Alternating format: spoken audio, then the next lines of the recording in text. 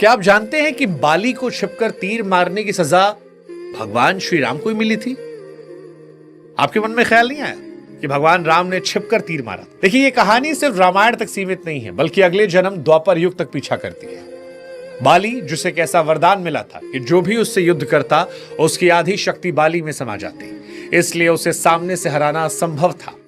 इसी कारण परिस्थितियों में धर्म की रक्षा के लिए भगवान श्री राम ने उसे सामने से नहीं बल्कि छिपकर तीर मारा था। लेकिन इस एक घटना का प्रभाव इतना गहरा था कि स्वयं भगवान को भी अपने कर्मों का फल भुगतना पड़ा।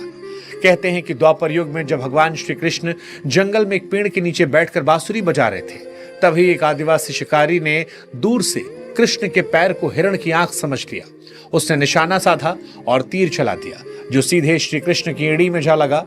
तीर लगते ही वो दौड़ा दौड़ा आया और जैसे ही उसने देखा कि घायल व्यक्ति साधारण मनुष्य नहीं बल्कि स्वयं भगवान श्री कृष्ण हैं, वो डर से कांप गया।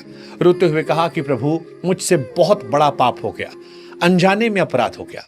कृष्ण मुस्कुराए और शांत स्वर में बोले, डरो मत, तुम्हें कोई पाप नहीं लगेगा, क्योंकि पिछले जन्म में मैं राम था, तुम बाली थे। ये वही तीर है जो मैंने तुम्हें मारा था।